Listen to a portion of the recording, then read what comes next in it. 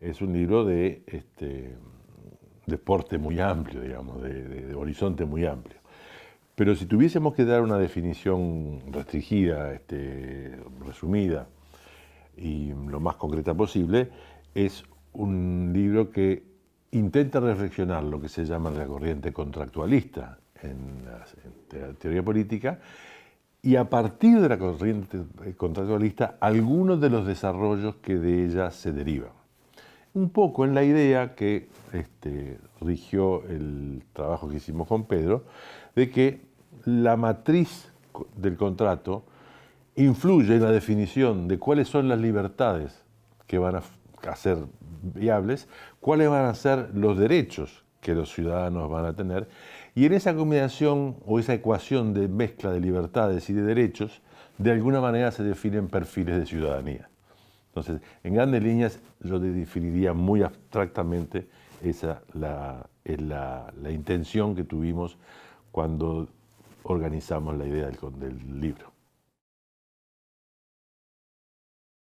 Bueno, la relación es íntima con el seminario, en parte surge de allí la idea de escribir este libro. Hay una íntima relación entre la filosofía política, tanto clásica como reciente, con las relaciones internacionales. Así que en nuestro departamento de estudios internacionales hay un conjunto de profesores, entre los que se destacan el profesor Bonilla, Jonathan Arriola, Andrés Rivas, Casas, Germán Klulov y otros, que están interesados e involucrados en una profunda tradición filosófica y en la búsqueda de la relación con el Estado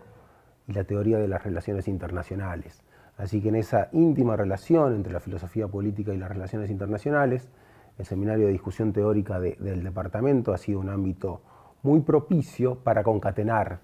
los distintos temas teóricos, donde, insisto, hemos visto una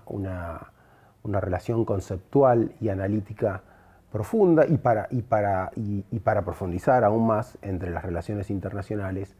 y esta tradición filosófica y la filosofía política tanto clásica como contemporánea. Bueno, en realidad es muy difícil hacer una elección. Incluso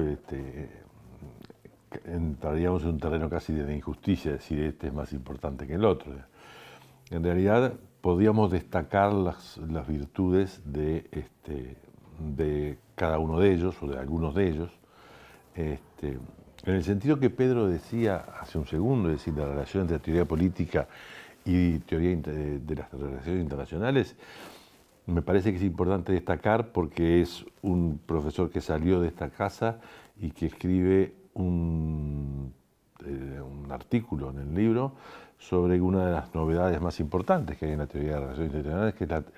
la responsabilidad para proteger, que es una nueva legislación que desde hace una década Naciones Unidas trata de implementar. En otro sentido, en el sentido de la teoría política, bueno, o de la filosofía más abstracta, quizá quepa destacar el trabajo del profesor Balaban, donde hace una aproximación realmente profesional y muy profunda sobre el impacto de la doble moralidad, el concepto de dos moralidades en Spinoza y cómo eso de alguna manera impacta en la definición del contrato.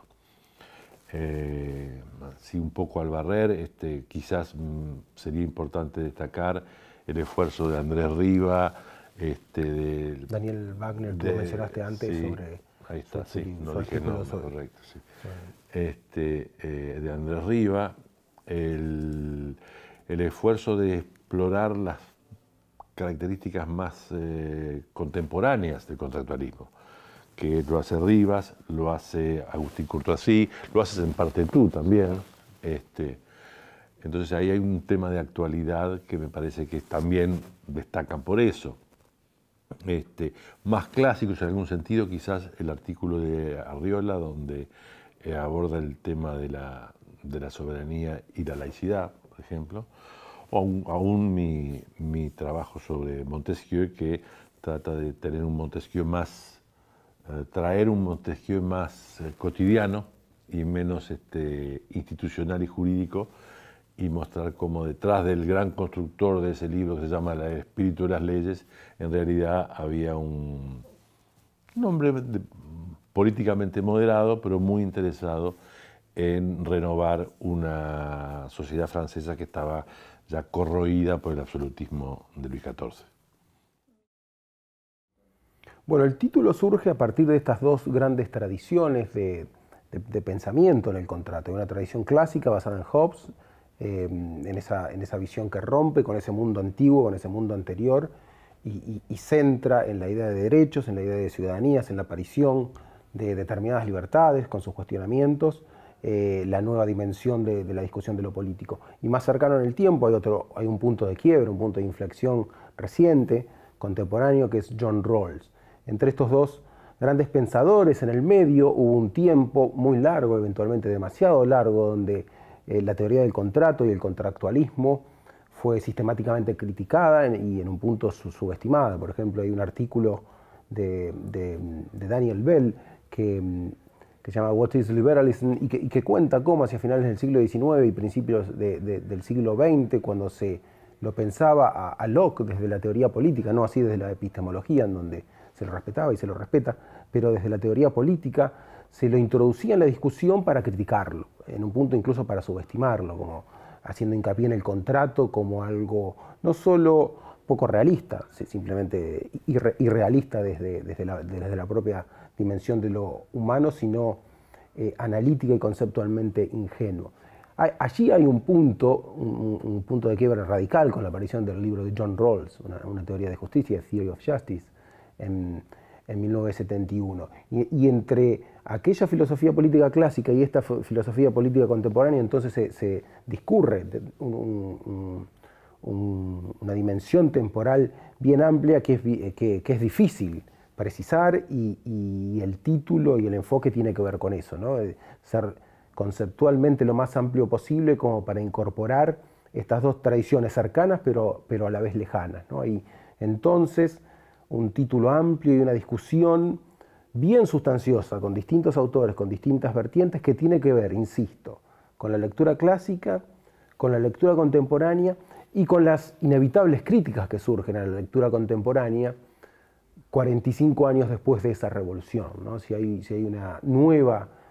filosofía o teoría del contrato que surge con Rawls, que resurge con Rawls en 1971, y en donde toda la discusión posterior de la filosofía contemporánea es un diálogo explícito o tácito con Rawls, uno puede decir que 45 años después ha pasado un tiempo lo suficientemente sustancial como para que las críticas hayan hecho una razonable, una obvia mella, ¿no? Hayan sido lo suficientemente sustanciosas como para que entonces la filosofía política se encuentre ahora en un momento no sé cómo llamarlo, de incertidumbre en cuanto a que ese paradigma dominante, a la Kuhn, se encuentra razonablemente cuestionado, y eventualmente estamos en un momento en donde, ante el cuestionamiento del paradigma anterior, por cierto no sabemos cuál será, o si será eventualmente, o si habrá un nuevo paradigma. Y en ese sentido el libro trata de hacer un aporte modesto, pero yo creo que sustancioso, para acercarle al lector el estado del arte de esta discusión, ¿no? Yo insistiría, y para reafirmar una parte importante de lo que dice Pedro, es decir, y casi testimonialmente, yo me formé en ciencia política y en mi formación el contractualismo casi no estaba presente. ¿Por qué? Porque era antes de Rawls. Es decir, era una cosa que databa de principio del siglo XIX, algo casi de museo. Algo exótico, o incluso para subestimarlo. Y lo trataban, mis profesores lo trataban con cierto desdén, digamos, no explícito, pero ¿verdad? Como algo que no vale la pena dedicarse a eso. Y en realidad todo indica que el desarrollo del tiempo, si vamos a los orígenes del contrato, que teníamos que ir a la Carta Magna y quizá más atrás todavía en algunas cosas,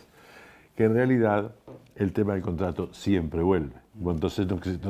Pedro y yo nos decidimos volver con la mayor fuerza posible, no para decir que es una maravilla, desde luego que no es una maravilla, pero es una herramienta del cual me parece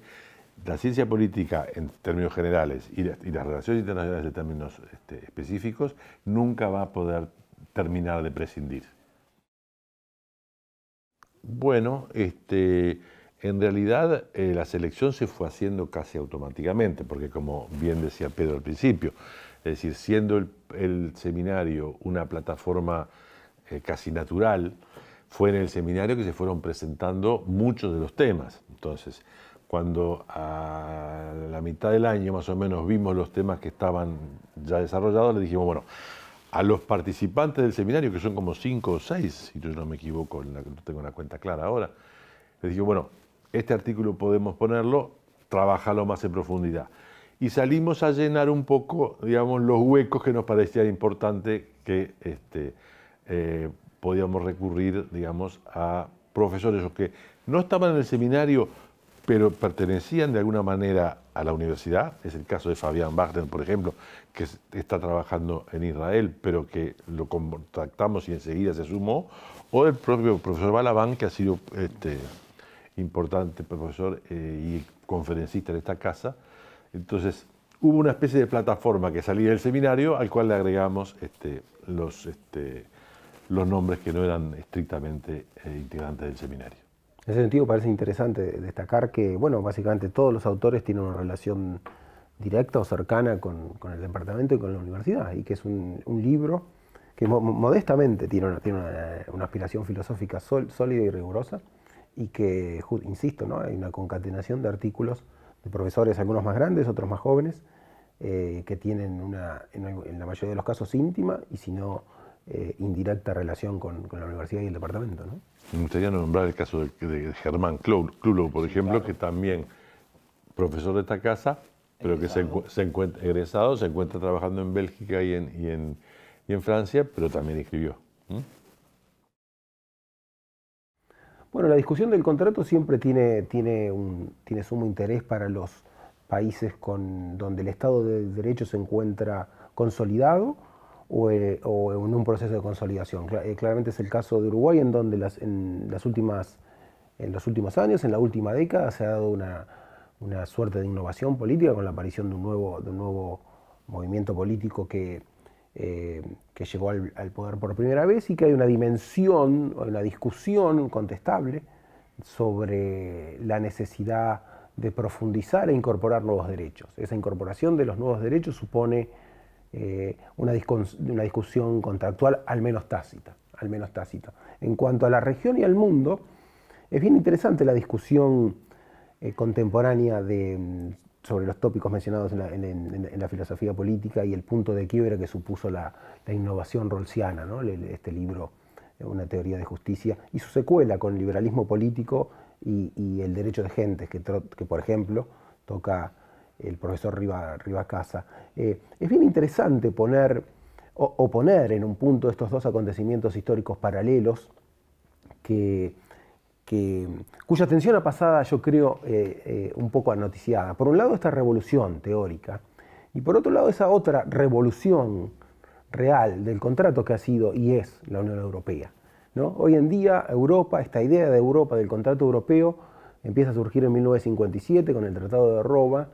y se consolida y se restablece como un contrato dinámico. Y paralelamente, la revolución, esta innovación fenomenal en la teoría del contrato y en la filosofía política, la lleva a cabo alguien que lleva a cabo justamente esa revolución porque se aleja de la discusión clásica de la filosofía política sobre el poder, ¿no? Después, uno puede pensar que después de lo acontecido en la Segunda Guerra y el ejercicio de la perversidad y la maldad que eso supuso, los teóricos políticos dejaron de pensar y se resignaron a pensar el poder como factor central de su reflexión para en lugar de eso empezar a pensar en la justicia, por ejemplo, y yo creo que parte de eso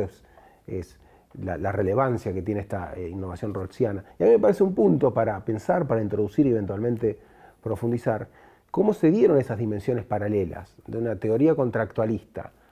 que revoluciona el estado del arte, el estado de las cosas,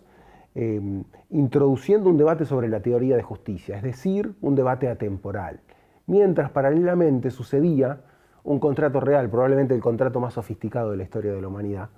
que es el del proyecto europeo, de la Unión Europea, en donde se daba justamente sistemáticamente en el tiempo, en donde se incorporaban nuevas dimensiones, nuevos derechos, nuevos contratos, en donde se revolucionaba la propiedad del contrato a lo largo del tiempo. Y yo creo, y es un punto que intento hacer indirectamente en el artículo y que he intentado hacer en sucesivos momentos, que hay en la discusión posterior, por ejemplo, sobre el Brexit y el ejercicio de salida que supone el Brexit y el Reino Unido del contrato europeo, un problema en la interpretación en cuanto a interpretamos como catástrofe aquello que simplemente es un desafío político. Y lo interpretamos como catástrofe porque en el contrato, porque recurrimos al contrato clásico, al jovesiano, pero también al rawlsiano, que es reciente, y que no tiene una dimensión temporal. Entonces no podemos pensar temporalmente las facetas eventualmente, no necesariamente positivas, pero eventualmente neutras de un fenómeno como el Brexit, ¿no? Entonces yo creo, a mí me parece que es un punto importante, y eventualmente para profundizar, ¿no?, en posteriores trabajos, marcar la tensión entre estas dos revoluciones que fueron parte en un punto de la teoría política como la de Rawls y en el otro caso de la historia política reciente como la Unión Europea, que a poco de andar uno ve que son fenómenos paralelos e incluso no solo paralelos, sino que en un punto divergentes, ¿no? Y que allí hay, más allá de la riqueza de la revolución rawlsiana, un punto que ha sido dejado de lado y que es mayormente insatisfactorio, y en ese sentido a lo mejor podemos pensar en una manera de confrontar y de desafiar a toda la teoría rawlsiana desde estos acontecimientos recientes, ¿no? Es un punto que quería marcar para eventualmente profundizar. Bueno, me parece que ya hemos abundado, tanto Pedro como yo, bastante sobre que todos los artículos están de alguna manera, no sé si enmarcados no es demasiado fuerte, pero digamos relacionados de una manera más o menos directa con la problemática contractualista y sus derivaciones. Pero efectivamente culminan en caminos de reflexión bastante a veces divergentes. Podemos ver que frente al trabajo de Fabián Wagner sobre la responsabilidad de proteger en el ámbito internacional, me gustaría mencionar un artículo que, arrancando casi del mismo punto de partida, va a dar a un lugar muy especial, que es el artículo de Alejandra Salinas, que es un profesor que por cierto es argentina y que convocamos porque forma parte un poco del... A pesar de... No. A pesar Ella ya estuvo nosotros publicamos en la misma Mecánica